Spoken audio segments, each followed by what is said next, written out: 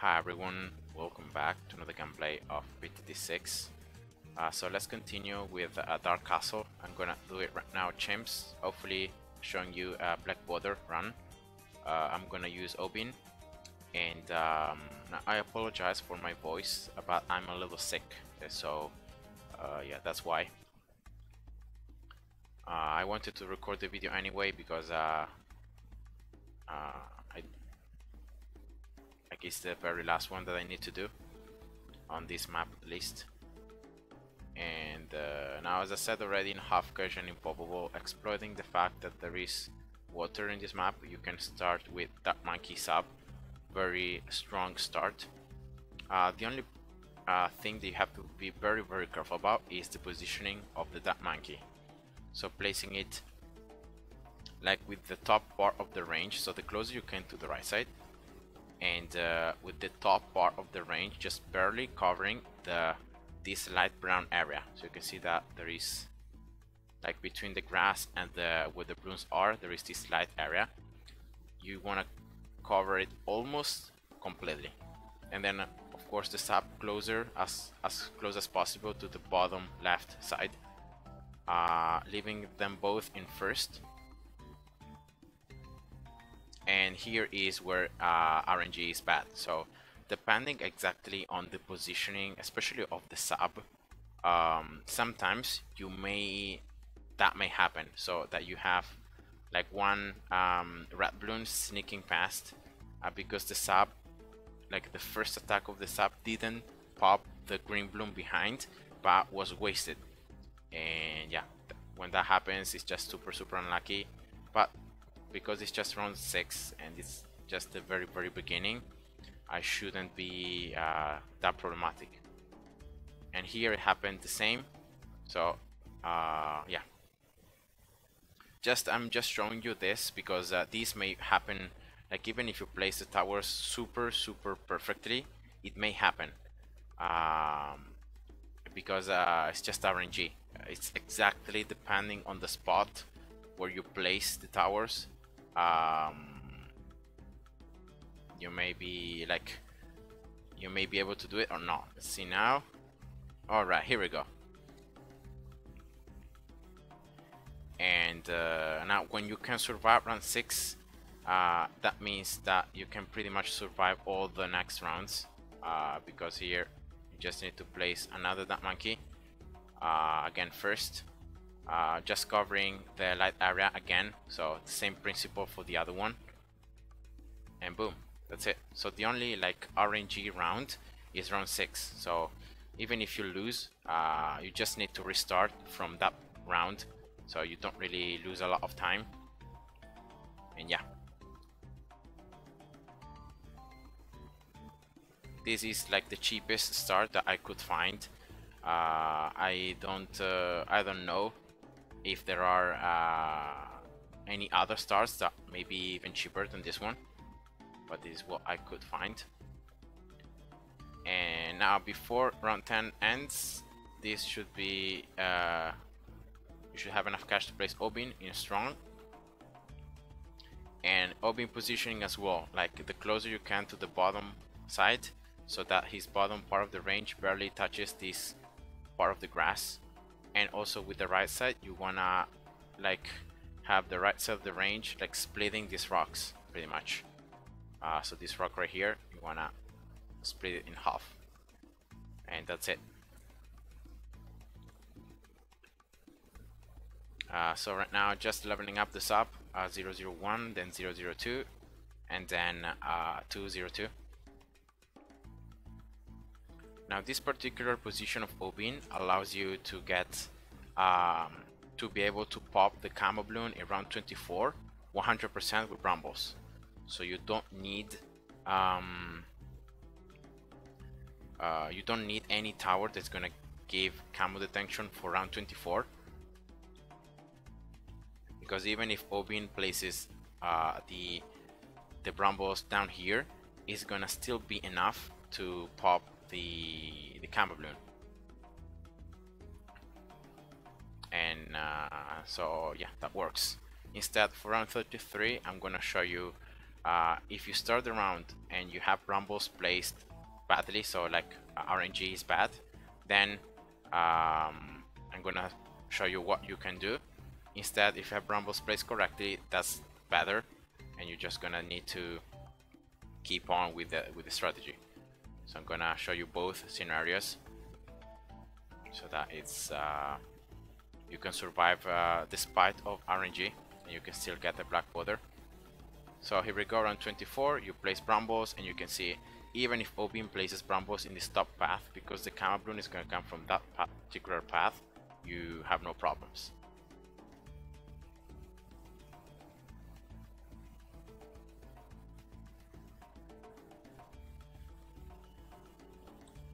And now next step is placing a super monkey.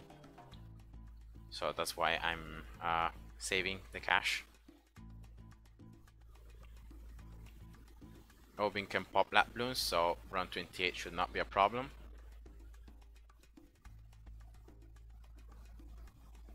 And here we go, super monkey right here.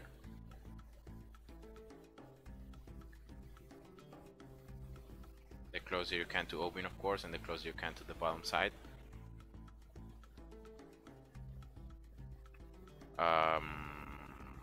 And yeah, so as I said, round 33, you're gonna have brambles off cooldown. Now you start the round. If you have brambles placed badly, and that means that brambles will be placed in this bottom side, so not covering all the four paths at the same time, then you're gonna need to upgrade this Stat Monkey 002. If instead you get lucky, like I was in this case, like 90% of times, maybe higher, you're gonna have brambles placed like this. So you're gonna be able to pop all the Kama Bloons coming from all the paths. But if you have brambles placed like down here or maybe up here, so not covering all the paths at the same time, you're gonna want to upgrade that monkey 002. It works both, and you can survive round 33. And then you just can keep on following the strategy, because it should work regardless. So getting knockback on this super monkey.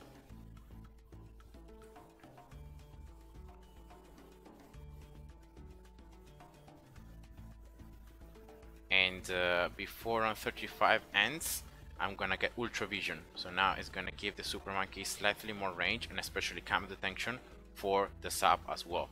Now at this stage of the game, you should have that monkey already giving cam detection to the sub, so you may not need Ultra Vision. But yeah, it works both ways. You can even get the upgrade halfway through the round. It's the same. So we'll get, in this case, round 37, the sub 203, and then I'm gonna get here an alchemist for the super monkey, so as close as you can to the super monkey in strong, so that with the alchemist as well you can pop lap Bloons in case Obin cannot pop all of them. Round 39, remember, try to place brambles.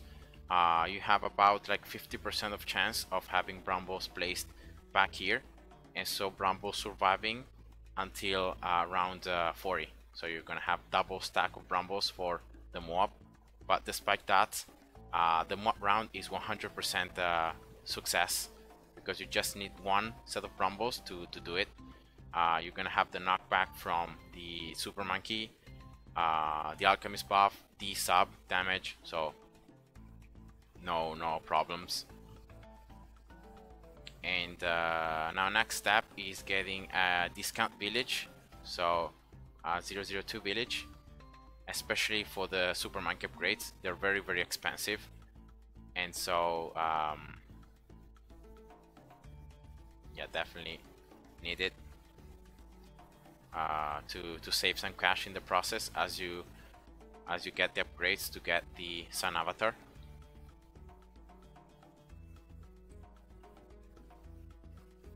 And yeah, the rest of the rounds is quite easy, because you just need to, like in this case for round 45, normally I just wait until the purple camo Bloons come out, because you you're not able anymore to pop them with the super monkey because it's like an energy attack, but you can pop them with the sub. So yeah, it's not really that bad.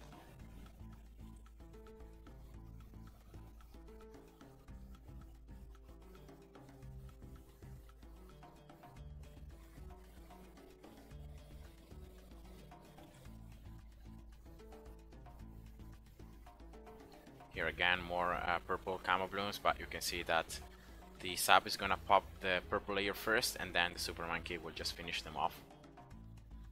And from this point on, it's just waiting until you get enough cash to get the Sun Avatar. Very nice combo with Obin. When Obin is gonna hit level 11, he's gonna increase the range and the pierce of the super monkey, so making it even stronger. And it's also a tower that, like, it's gonna make round 63, all the ceramic rushes rounds, 76 and 78 as well, super easy. And yeah, so like at this stage of the game, so after you get the Sun Avatar, like you can go with whatever strategy you would like. Like you can get an Avatar of Wrath, you can get a perma spike, even if it has been nerfed in this 12.2 patch. It should still work. And in this case, because I haven't showed you yet, okay, here I got a little scared from those balloons. I'm gonna show you the perma spike engineer combo. How it's called, the Overclock. So the Overclock perma spike combo, very strong. And yeah, it works super efficiently, and it makes like a lot of rounds and a lot of games very easy. So here, refreshing the wall cheese, that should give me enough cash to get the Sun Avatar. Here we go, round 55.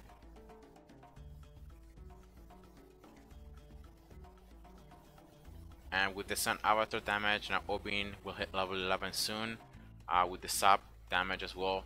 And now I will get the Alchemist 400. It should be enough to like give the brew to both the super monkey and the sub, if I'm not mistaken. Well, actually no. Oh yeah, I need the village attack speed. Well, anyway, I'm gonna place here another village. Let's see, the closer I can to the other one, possibly.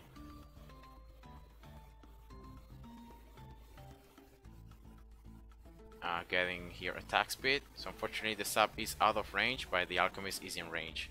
So the alchemist should start giving the brew to both the sub and the Sun Avatar, prioritizing the Sun Avatar because it's closer.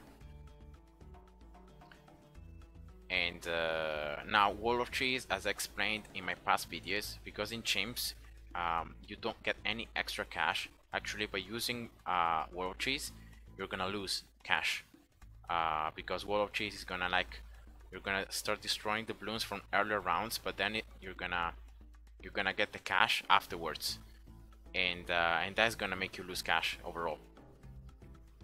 So my opinion is just, you know, use Wall of Cheese when you need to. Like for example, around 54 and 55 I needed Wall of Cheese, especially in round 54, but then I don't need it anymore. So I just leave it there. If it's gonna explode, then I'm gonna collect the cash, but then I will not get it again unless I strictly need it. So unless I'm gonna need the extra defense. And so here, as I said, camo balloons should not be a problem. And I'm gonna start getting the where is it? No, here, yeah, the spike factory. So getting the perma spike. Despite the nerfs, is still a pretty good tower, especially when you come with the engineer, with the overclock. So in this case, I'm gonna place it like close. So this should be like the very last space before the balloons leak. So It should be nice.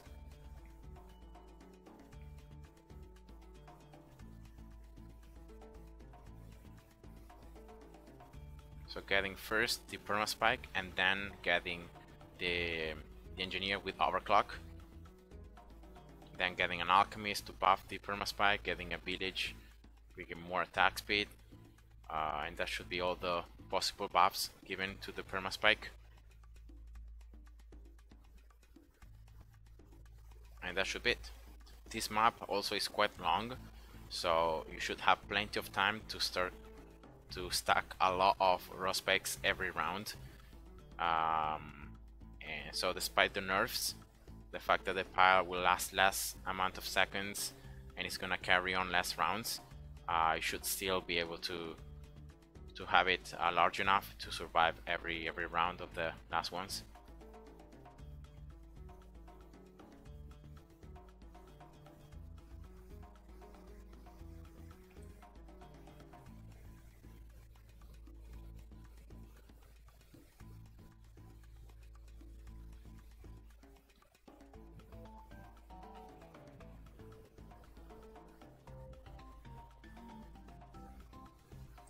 Then probably later on I will get this village at 230, so getting the MAB just to be able to damage DDTs with all my offensive towers. Or maybe this one. Yeah, this village may be better, like 032, so that also the sub can damage DDTs.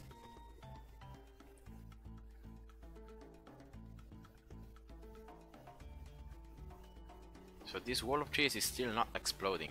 Well, it may explode around 76 though, or 78.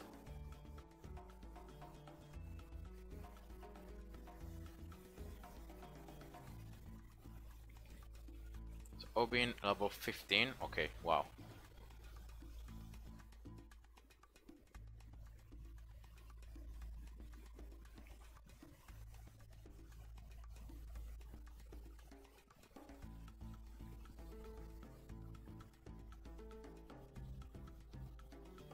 Here the double stack PFPs, but as soon as you pop the mod layer you can see how the knockback is, despite as well the nerf, is still very effective.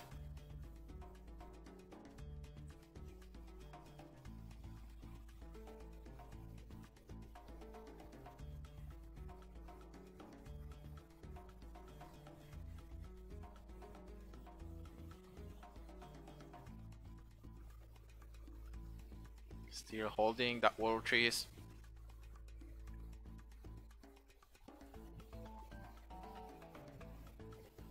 Oh well, I think it's gonna explode like after the super SRAMs start coming out.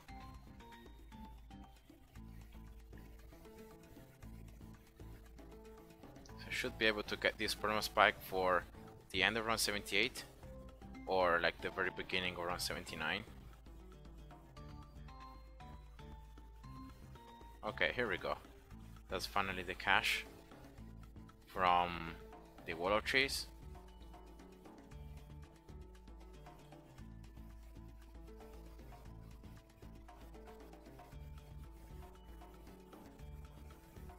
Oh, true that I can.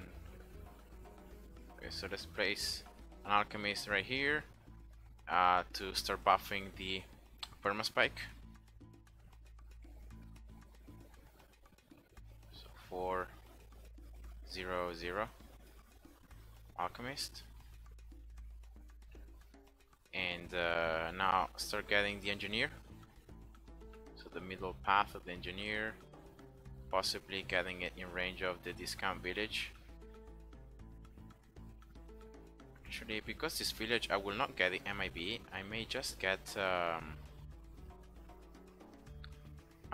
even more discount, right? Yeah, why not? So I have double discount.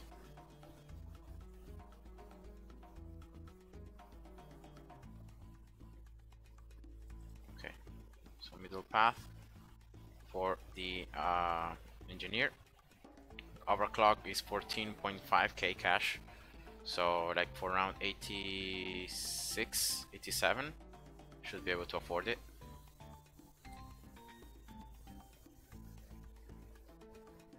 So as I've explained in my other videos, this map, despite the fact that it's an expert map, is a lot easier than other maps.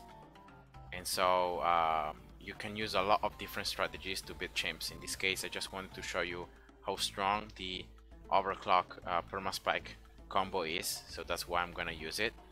But you can go like with Avatar of Wrath, you can go with, I don't know, like even a ninja, the Grandmaster Ninja. You can go with a Halley strategy as well. Where is it? At the bomb, so the Bloon Crush. Like there are so many strategies that you can use. So here we go. That's Overclock. And you can see two things when you're gonna use it. That this Spike Factory production of the spikes, see how faster it is. So like the amount of spikes you gain in one round when you have Overclock active is insane. So getting here a village, giving even more attack speed, and that's it. So with the Alchemist buff, the Spike Factory already is able to pop DDTs. So the only thing I need here, as I said, is get this MIB.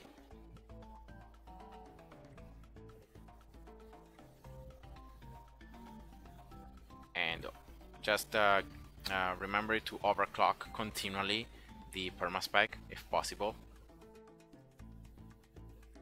And then I'm gonna get some utility towers, like I may get a glue gunner, like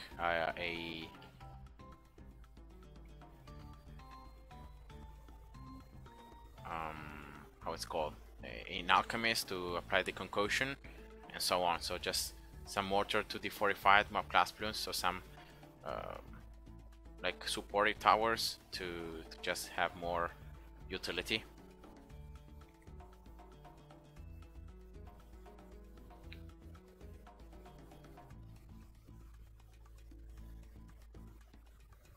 And you can see despite that, like almost a full Zomagad is able to sneak past my defenses right here. Like I'm still able to have my rod spike pile almost untouched. So that is just to show you how many rod spikes you can have at the same time because of the overclock.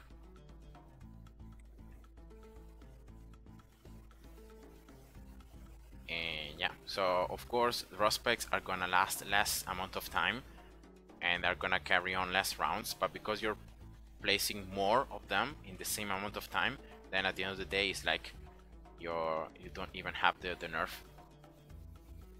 So here glue gunner, as I said, possibly in range of both villages, so that I get the double discount. Okay, there we go, strong.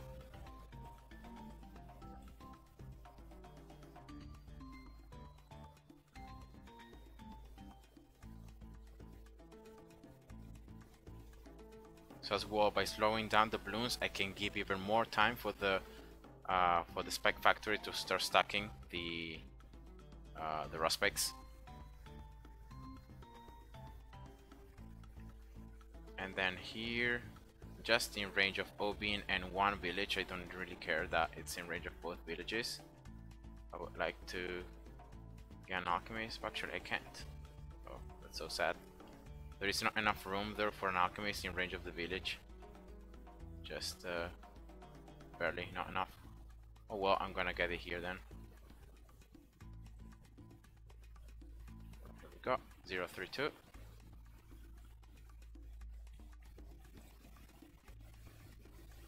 Overclocking the Spike Factory.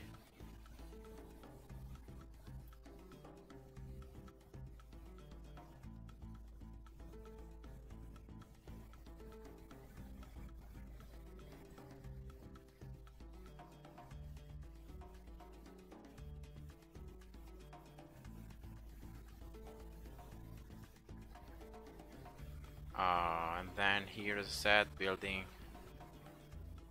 a mortar just to defortify map class Bloons. so to make it easier for the raw spikes to pop the bloons. So like this spot right here should have all the paths in the explosion range, so that should be enough. So right here I'm just placing like brambles and I'm overclocking the spike factory.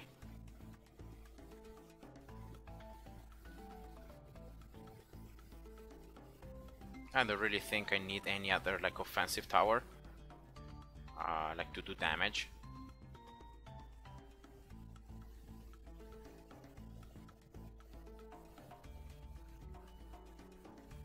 Okay, DDT round. Here we go. That's Straddling Shells. So yeah, here. Overclock. And just keeping an eye on the raw spike, like how many raw spikes I can see, because like if it becomes too bad, then of course it's not ideal. So they should be able to hold. You can even get here this Alchemist 402 just to give the brew more often.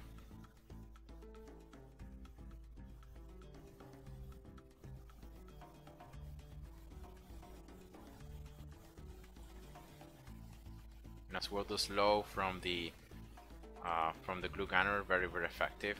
So here I can even get the primary training village to make the glue gunner stronger, and as well I can start building here some mob presses just to slow down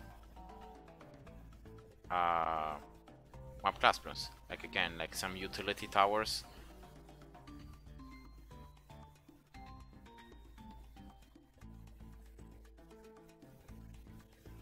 I can get, oh yeah, I can get a sniper here.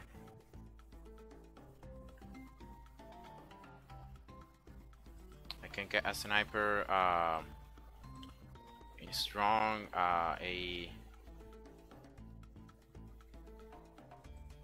main mob sniper. So just getting here utility towers, you can see the damage. I don't really think it may change, because you have already so much defense from the raw spikes that. Okay, here we go. That's the main mob in strong. So these are fortified DDTs. Now for this round is where I'm gonna use the wall of cheese, just because like I don't know, fortified DDTs are always a problem. And here we go, round 100 already. So the raw spike pile should be enough to pop the BAD just by itself. And yeah,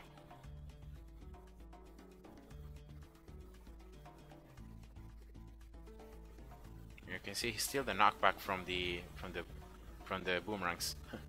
And that's Chimps, guys. That's the Black Border. So I hope you enjoyed, and see ya. Bye bye.